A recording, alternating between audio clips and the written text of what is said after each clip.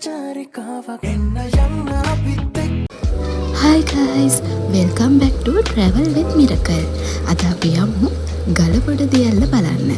අපි උදේම යාළුවෝ සෙට් එකත් එක්ක තමයි මේ ගමන යන්න පිටත් උනේ. උදේ පාන්දර 5:45ට තියෙන උඩරට මැණිකේ ට්‍රේන් එකේ තමයි අපි සෙට් එක යන්න පිටත් උනේ. එක්කෙනෙකුට ගල්බඩ ස්ටේෂන් එකට කොළඹ කොටුවේ හිඳලා ටිකට් එක රුපියල් 300ක් වෙනවා.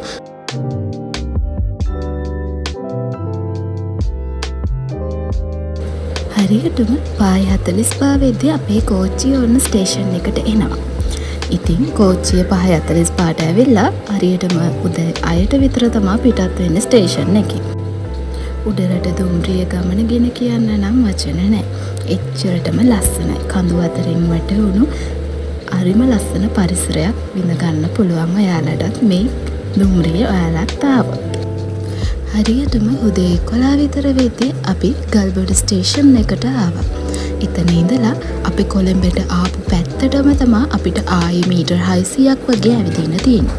මීටර් 600ක් වගේ ඇවිදගෙන යද්දී ඔයාලට බෝඩ් එක දැක ගන්න පුළුවන් ගල්බඩ වෝටර්ෆෝල් කියලා. ඔයාලා ගල්බඩ වෝටර්ෆෝල් එක බලන්න ඉනවා නම් අරියටම යන ගමන් මාර්ගේ මගේ වීඩියෝ එක බලලා දැනගන්න පුළුවන්. කෙලින්ම මීටර් 600ක් වගේ ඇවිදගෙන ඉද්දි ඔන්න ඔය තියෙන ඔය බෝඩ් එක බලලා බෝඩ් එකකින් උඩහට තමයි ඇවිදින්න තියෙන්නේ. මේ බෝඩ් එක ළඟ ඉඳලා තව කිලෝමීටර් 1මාරක් වගේ අපිට ඇවිදින්න ඕනේ ටිකට් කවුන්ටර් එක ළඟට.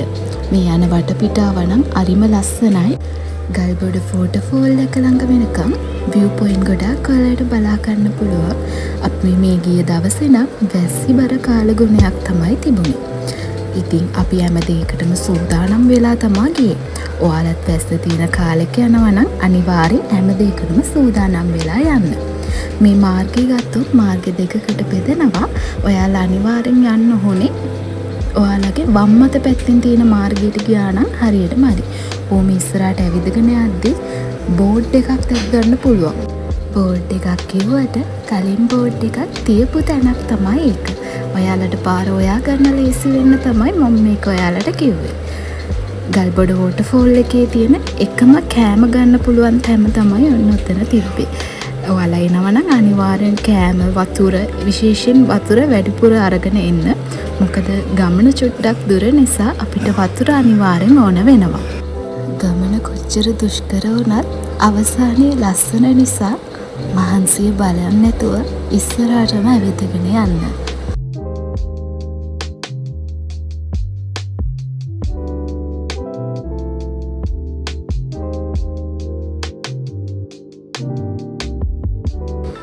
ඕම ඉස්සරහට ඇවිදගෙන යද්දී ඔතනදී අපිට හම්බ වෙනවා ගල්බඩ වෝටර්ෆෝල් එකට ටිකට් ගන්න ටිකට් කවුන්ටර් එක. එක්කෙනෙකුට රුපියල් 100ක ටිකක් අපි ගන්න ඕනේ.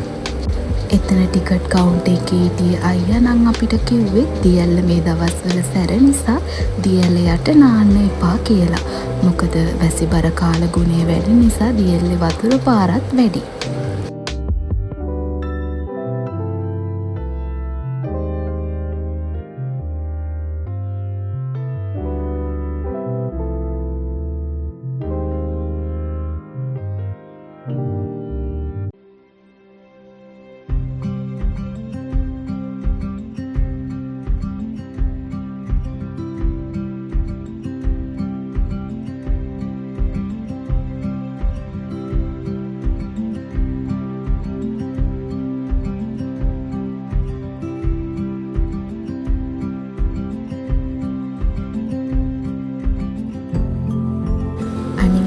ඔයාලා යනකොට කූඩැල්ලොන්ටත් සූදානම් වෙලා යන්න.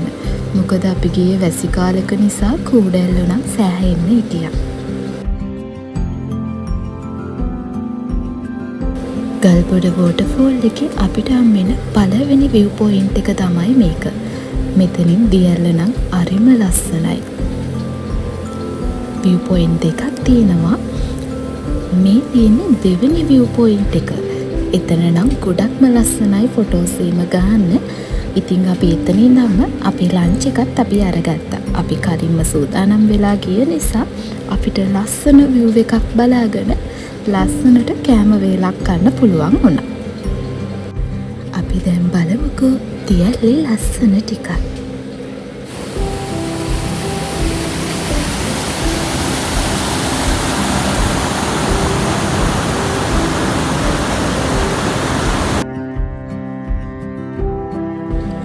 අපි නාන්නත් සූදානම් වෙලා ගිය නිසා අපි යාළුවෝ සෙට් එක දියල්ල පල්ලෙහායින්ම නහලා ඇඳුමුත් මාරු කරගෙන ඔන්න අපි ආයි අවස 3:59ට තියෙන කෝච්චිය ගන්න තමයි මේ යන්නේ. අපි යද්දි නම් පොඩ්ඩක් සැරටම වැස්සා. අපි කලින්ම සූදානම් වෙලා ගිය නිසා අපේ රේන්කෝට් ටිකක් දාගෙන වැස්සේ සුන්දරත්වයත් එක්ක කඳු පන්තිත් ලස්සන බල අපි ඔන්න අපේ ට්‍රේන් එක ගන්න තමයි මේ යන්නේ.